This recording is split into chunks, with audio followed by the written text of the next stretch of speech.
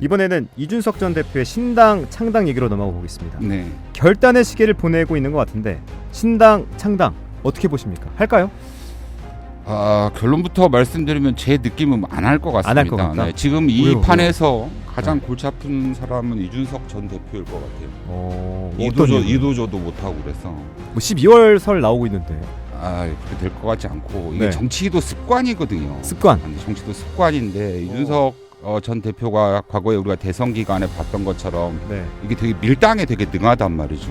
이준석 전 대표 입장에서 봤을 때는 소년급제한 거랑 비슷하잖아요. 30대 이제 최연소 당대표 역임하고 윤석열 대통령의 당선에도 혁혁한 공을 세웠지만 그렇죠. 지금 현재는 이제 국힘에서 팽당하고 또 사면당하고 신당 창당을 고민하고 있지만 쉽지 않을 것 같습니다. 왜냐하면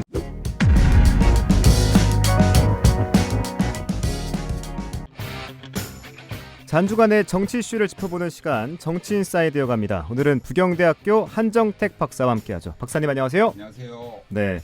자, 국민의힘이 쏘아올린 메가시티 서울 후폭풍이 거셉니다. 그렇죠. 같은 당 소속 유정복 인천시장, 홍준표 대구시장, 서병수 의원 등 여당 소속 전현직 광역단체장들이 반기를 들고 있고요. 또 당 내부에서도 반대 목소리가 나오고 있는데 박사님은 메가시티 서울 어떻게 보고 계십니까? 제가 생각할 때는 메가시티 서울은 원래 전략적으로 잘못된 방향성을 가지고 출발했다라는 것이고요. 지금 지방자치제도가 30년 동안 실시되고 있는 우리나라에서 최우선 과제는 지방 분권하고 균형 발전인데 여기에 역행하는 제도다라고 생각하고 당장 그 전국적인 여론조사 결과를 보면 65%를 상회하는 국민들이 그 김포시의 서울 편입에 반대하고 있습니다. 네. 오늘 오전에 발표된 그 전국 지표조사 MBS에 따르면 이러한 김포시를 비롯한 경기도를 서울로 편입해서 메가시티 서울로 만드는 방안이 효과적인 도시 경쟁력 강화 방안이다라고 생각하는 응답자는 19%밖에 안 됐고요. 좋네요. 현실성을 고려하지 않은 단지 선거를 대비한 제안이라는 응답이 68% 정도로 응답이 나타나가지고 결국 김포시의 서울시 편입을 통한 메가시티 서울의 건설이라는 것은 선거용 제한밖에 안 된다라는 응답이 한 3.5배 정도 높게 나타났습니다. 네. 특히 이 메가시티 서울의 당사자인 인천이나 경기에서도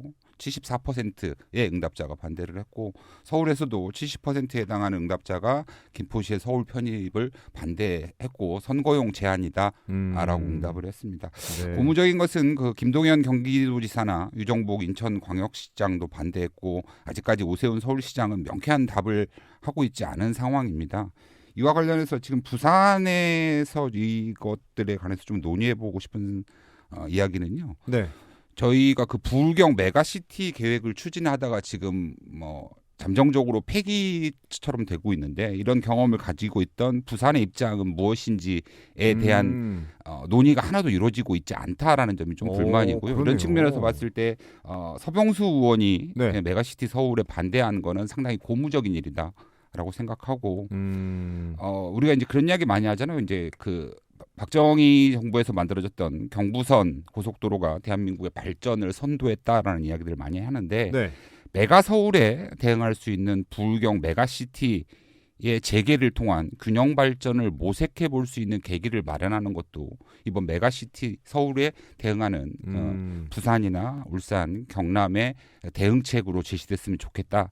라고 생각됩니다. 네, 이 선거용 제한이다라고 표현을 하셨는데 그렇다면 이게 수도권 표심을 잡겠다는 뜻이잖아요. 네네. 그렇다면 지역에는 어떤 영향을 줄까요? 그러니까 앞서 말씀드린 것처럼 뭐 수도권 표심을 잡겠다라고 했는데 정작 수도권에 있는 유권자들의 70% 정도가 반대하고 있다라고 네네. 한다면 일단 현재는 실패했다라는 느낌이고요. 실패했다. 지역적 입장에서 본다면 그 부울경 메가시티를 다시 도모하는 것도 한 가지 균형 발전을 위한 한 가지 방안이 되지 않을까라고 생각하고 있습니다. 지금 김포 서울 편입과 공매도 이 여당의 다음 표심 카드는 뭐가 나올지도 기대가 되는데 예상되는 거 있으십니까?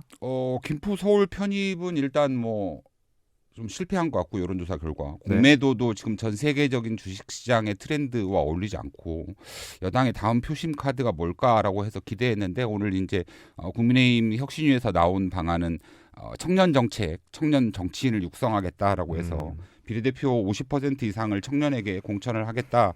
라고 이야기를 했고 지역구에서도 당선 가능성이 높은 지역구를 청년에게 배당하겠다라고 했는데요. 네.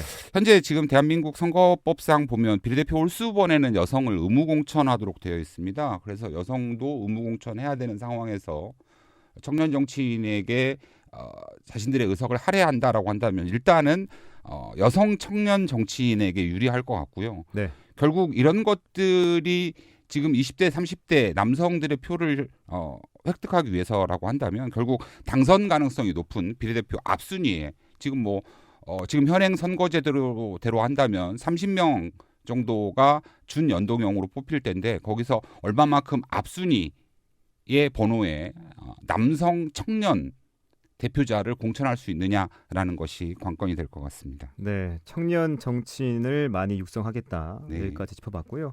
또 국민의힘 인유한 혁신위원장이 지난 주말에 이준석 전 대표를 만났죠. 네. 굉장히 뜨거운 이슈였는데 사전 조율 없이 이 전 대표 토크쇼를 이제 인유한 위원장이 찾아갔죠. 네. 이 전 대표는 냉랭한 반응을 보였고 인 위원장을 향해 환자는 서울에 있다라고 발언하며 직접 1대1 대면까지는 이루어지지 않았지만 큰 발언을 했습니다. 어제는 홍준표 시장을 만났는데 인 위원장을 향해 윤석열 정부 들어 득보잡들이 설쳐서 위계 질서가 무너졌다. 대통령 호가호의 세력을 정리해달라는 말을 했습니다. 인 위원장의 행보 어디까지 갈까요? 그러니까요. 그 인유한 위원장이 원래 그 정치인이 아니고 직업 의사잖아요. 네. 의사. 그래서 이준석 대표가 꼭 그렇게 찍어서 말을 한 것 같은데 이준석 대표가 말한 환자가 누굴까 네. 짐작되는 사람이 있습니다만 말씀드리기 좀 그렇고 네. 홍준표 대구시장 득보잡과 같은 표현은 좀 센 편이죠. 어려웠어요, 이거. 좀 세죠. 하지만 그 홍준표 시장은 의도적으로 이런 센 표현을 하는 것 같아요. 그래야 이제 여론이 이슈가 되죠. 언론이 좀 관심을 끌어줄 것 같으니까 그런 네네. 성격을 갖고 있는데 이제 홍준표 시장의 이야기는 그런 겁니다. 정치판에서 잔뼈가 굵은 사람들이 있는데 윤석열 정부의 등장 이후에 나온 우리가 보통 친윤이라고 말하는 초선 의원들이 기고만장하고 있으니까 그들을 좀 정리해달라라고 말한 것 같고요. 이준석 전 대표나 홍준표 대구시장의 말을 종합해 보면 국민의힘의 지금 현재 상황이 녹록지 않다라는 것들에 대한 반증으로 보이고 특히 대통령과 국힘에 대한 불만이 상당해 보입니다. 그럴 수밖에 없는 게 자신들이 큰 죄를 졌다고 생각하지 않는데 대사면이라는 죄수들에게 죄를 엄격한 중죄를 진 사람들한테 쓸 수 있는 표현을 썼다라는 것에서 상당히 불만인 것 같고요. 네. 그렇다면 인유한 위원장의 비윤계 끌어안기는 성공할까요? 쉽지 않을 것 같습니다. 쉽지 않다? 네네. 그래도 계속 노력은 하고 있잖아요. 그렇죠. 쉽지 않을 것 같다라는 이유가 네. 그 영남 중진들의 반대가 심각하잖아요. 네. 그다음에 이제 비윤계 끌어안을 때도 이게 이제 앞서 말씀드린 바와 같이 김기현 대표나 인유한 위원장이 친윤하고 반대 방향이면 모르겠는데 같은 방향에서 끌어안으려고 하다 보니까 쉽지 않을 것 같습니다. 왜냐하면 이게 또 인유한 위원장이 지금 현재는 많은 권한을 행사하고 있는 것처럼 보이지만 김기현 대표 체제하에서 당대표를 위시한 지도부와의 관계 정립도 쉽지 않을 것 같아 보이거든요. 네. 저번에 그때 하청과 재하청의 네. 관계다라는 표현도 기억이 나는데 이번에는 이준석 전 대표의 신당 창당 얘기로 넘어가 보겠습니다. 네. 결단의 시계를 보내고 있는 것 같은데 신당 창당 어떻게 보십니까? 할까요?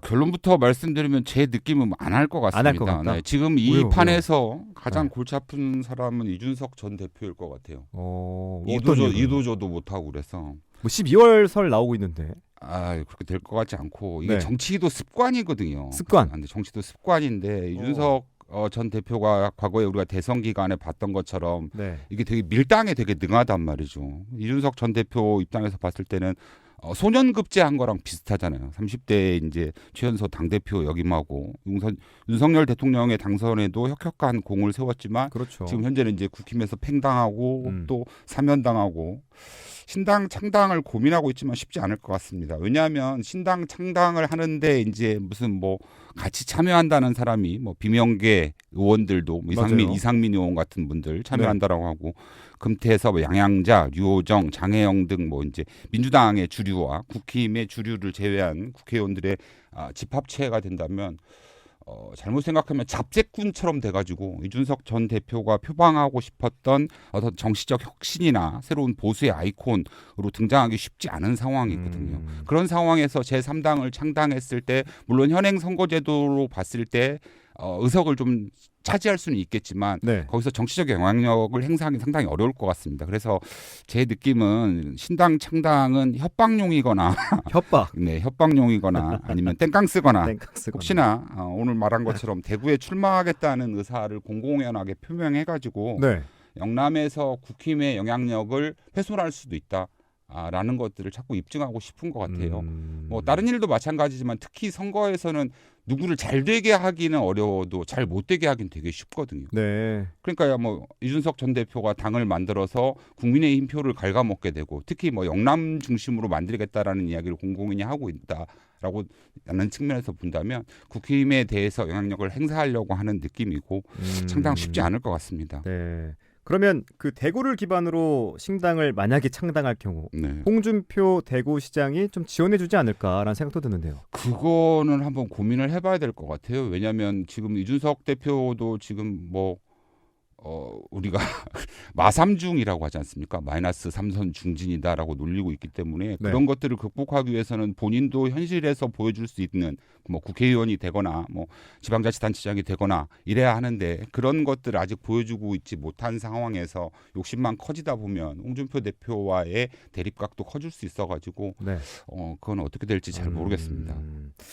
자, 당에 남을 가능성도 낮아 보이는데 한편으로는 만약에 극적으로 화해한다. 네. 뭐 중책을 맡기고 뭐 손을 내밀어 보면 돌아올 가능성도 언급되는데 네. 이건 어떻게 보세요? 가능성 있을까요?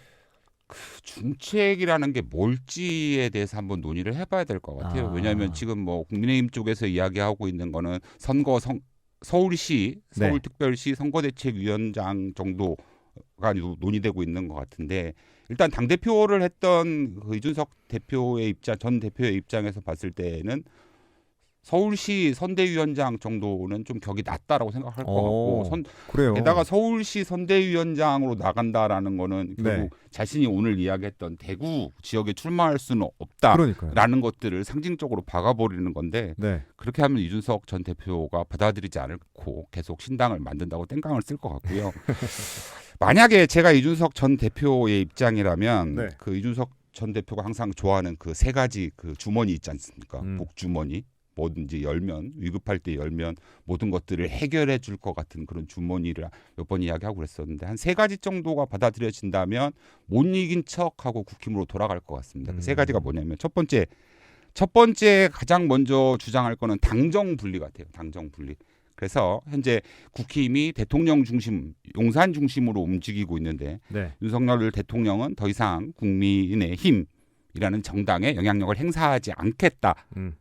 라는 그런 담보가 하나 있어야 될 것 같고요. 두 번째로 이준석 전 대표가 당대표까지 역임했던 사람인데 서울시 선대위원장 말고 국민의힘 전국 선대위원장 혹은 공천심사위원장 정도는 맡겨줘야 품격 있는 귀환이 가능할 것 같습니다. 그리고 마지막으로 국민의힘 전국 선대위원장을 하거나 공천심사위원장을 하더라도 결국 이준석 대표가 아까 말씀드린 것처럼 현실 정치를 한 번도 해본 적이 없다라고 한다면 확실한 지역구를 보장해 줘야 될 것 같습니다. 그래서 뭐 어느 지역이라고 감히 뭐 말씀드리기는 좀 힘듭니다만 국민의힘 공천을 받으면 숨만 쉬어도 당선될 수 있는 지역구에 공천을 해주고 너는 어차피 당선될 거니까 전국 선거에서 뛰어달라라고 해서 이렇게 한 세 가지 정도 당정 분리, 그다음에 선대위원장 공약, 그다음에 무슨 확실한 지역구 보장 이 정도 해주면 못 이긴 척하고 받아줄 것 같아요. 그래서 제가 볼 때는 12월까지 계속 왜냐하면 신당을 창당해서 그 당을 만들고 거기서 후보자를 공천하고 이러려면은 시간이 필요할 텐데 그래야 될 것 같습니다. 좋습니다. 오늘 정치인사이드 여기까지 듣도록 하죠. 지금까지 부경대학교 한정택 박사와 함께했습니다. 박사님 오늘 말씀 고맙습니다.